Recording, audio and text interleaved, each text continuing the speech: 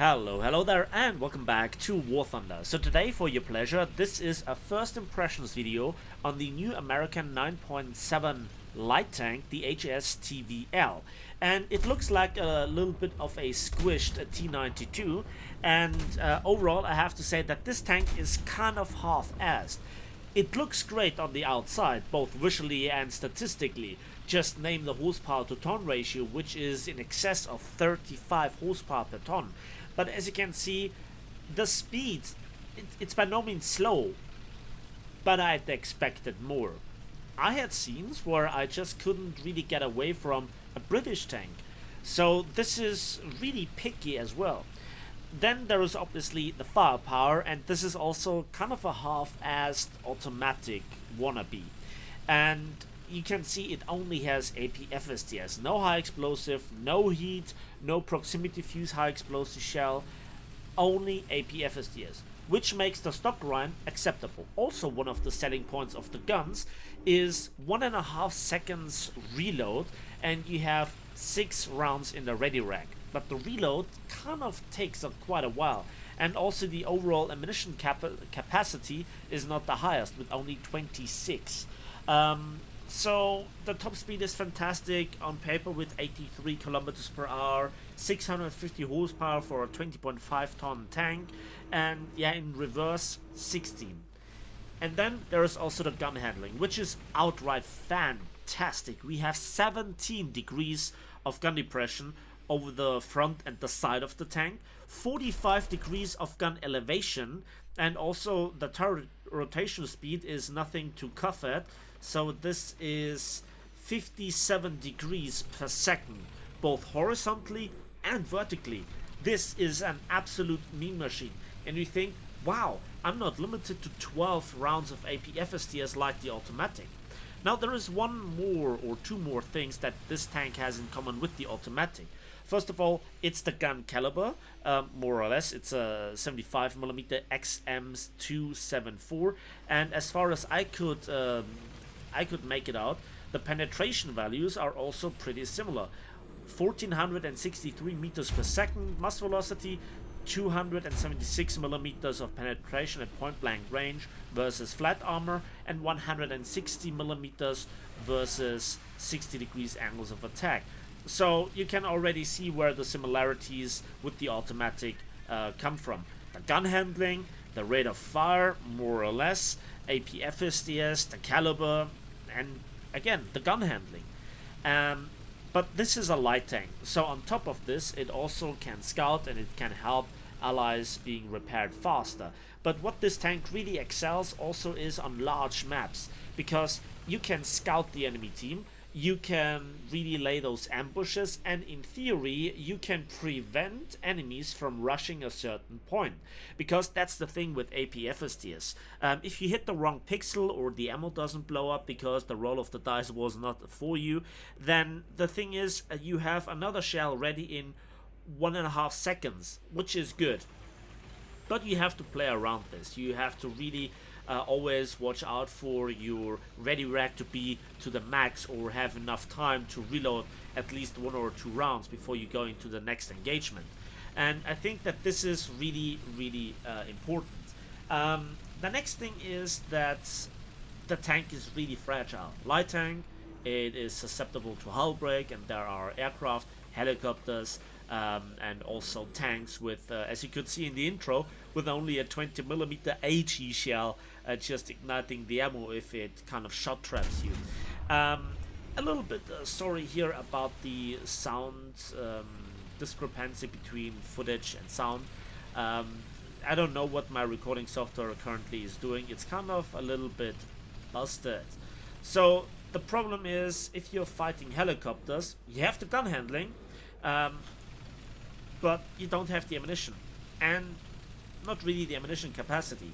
I had it, that I hit a helicopter 2 times with AP-FSTS, and he was perfectly fine apparently, and just turned around, shot at me at a salvo, and I died via hull break. So that is not nice. Hence, I am really looking forward to deal with this guy. And as you can see, this tank has thermal imaging, but it is only first generation, it seems like. So it is really grisly. It's really not nice to use. For example, the Swedish premium light tank has significantly better one at apparently lower battle rating. So yeah, but it also got it for the commander, so that is there to add. So overall, I think I just have to play enough battles to really get into grips with this tank, to really fully understand it, to see more the positions and the scenarios where I could get in. But I really had a bad day today when it comes to the matchmaker and the matches that I got and team composition. Sometimes then I just made one mistake and that cost me the life. It's top tier. It's a really hard and unforgiving environment. So there are good things and bad things about this tank. As I said, I'd love to see another ammunition type. Probably this is a prototype. I don't know too much about this tank. But yeah, its high survivability, that is a myth. It's right there in the name. So what I try to do here is to support my team and to figure out where the enemies are, to scout them, to distract them, and to also cap the games. And so far it looks like we have a good advantage. I capped A and B, but now A got contested and I immediately looked around, but nobody to be seen. Now, thanks to Gaijin's genius map design, I'm really worried where I should go, so I need to use here the terrain. Don't get me wrong, open maps is exactly what this tank needs. Again, 17 degrees of gun depression, fantastic gun handling, in theory great speed, but the speed, that's another thing. It feels like the tracks have a lot of drag and a lot of ground pressure. Something's holding this tank back. It almost feels like a wheel tank. So don't expect to brutally outrun Abrams or anything else. Under the right circumstances, for example on paved roads or hard terrain in general, yes, you can overtake them. But muddy terrain, the tank absolutely doesn't like, which is understandable. I think the tracks look rather narrow. So I think that this is a really great support vehicle. Yeah, but don't think that this is like the OTOMATIC when it was introduced, right? So here I try my best to support this guy, set him on fire, I scouted him, and my T-62, yeah, let's see if he can manage to deal with this guy. Helicopter crashed, very good, death to helicopters, one way or the other. And I know that there is another tank in the vicinity, and what's going on there? Who popped smoke? Did the T-62 get shot in the back? It seems like it, and yeah, Leopard A1 killed my T-62, which is bad because now I have to deal with two tanks. And I'm not quite sure if you can see this, but this thermal imaging looks really low quality. There is definitely better versions in War Thunder. So I don't know what to do here with those two tanks, who to prioritize and who to really deal with first. I decided to go for this, and there you can see the accuracy on this gun is also, well, it leaves things to be desired. But again, at least here I got the good situation, and yeah, that was 6 shells now, and one is still in the breach, but now I really need that reload. And again, this is then where it becomes critical. At this point you could be rushed and you have one bullet left and you must not shoot, and you could see how long the reload rate for the reload of the first ammo rack takes. It's an eternity. It feels like an eternity at top tier, especially if you are in a corner fight, especially if you can't really disengage, like using a ridgeline or in a city fight, etc. So overall, I had some great scenes with this tank. I had some hilarious scenes, but I decided for this battle because you can see the map is empty. And if you are willing to rewatch the video right from the start, watch what the rest of the team does. And my spider senses are tingling, and yeah, there it comes. First shell misses, but second doesn't. Beautiful. If this would have been a jet, if this would have been something with good firepower, then I'd be dead probably. So yeah, and here this would be now my third cap, and I was really afraid that somebody would just respawn and catch me in the open. So this is why I was always looking back. So at the moment, again, something seems wrong. My spider senses are tingling again, and oh boy, did you see that gun handling? Oh, beautiful. And I only have 3 shells remaining.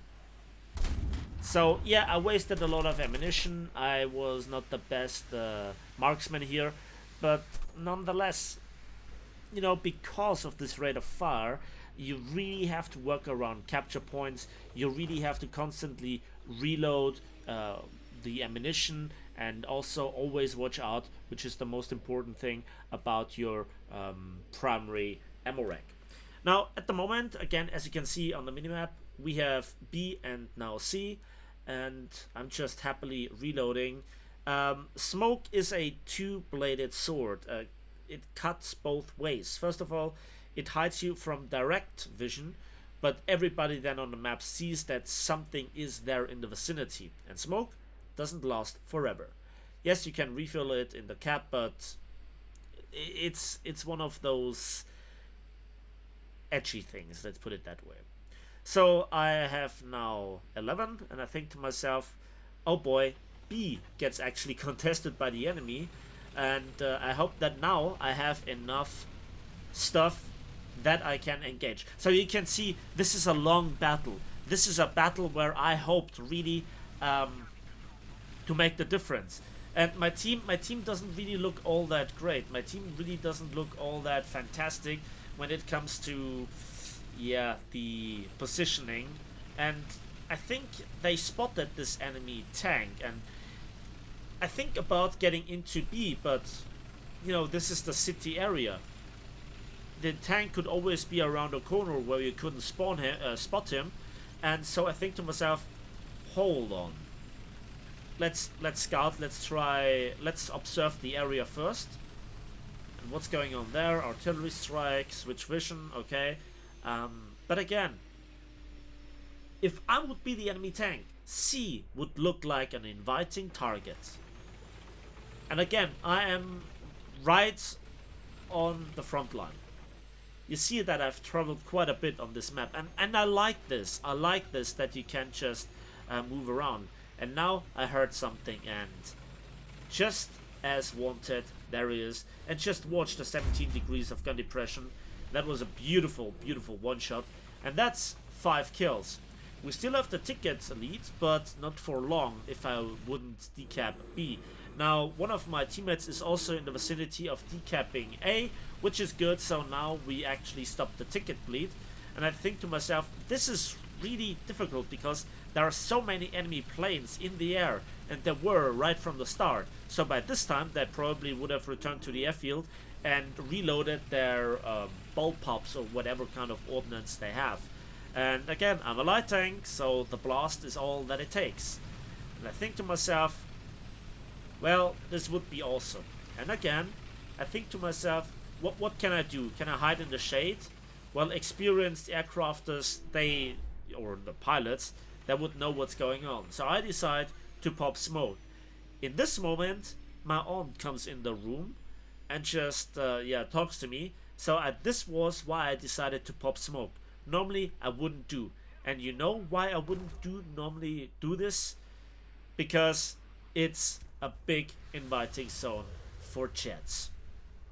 I don't know if this tank is worth a tank review, let me know in the comment section, but one thing that I have to point out, I was really into the RT strike with this tank. As you can see, first strike versus a Type 93, and then also a follow-up RT strike versus here an STRF 9040C, and the very best one is coming up last. You will enjoy it. And that's it for me today. Thanks for watching, thanks for listening. I hope you enjoyed this video. Please give it a like if you did, subscribe if you want to see more, and we'll see each other on the waves, in the skies, and on the battlefields of War Thunder.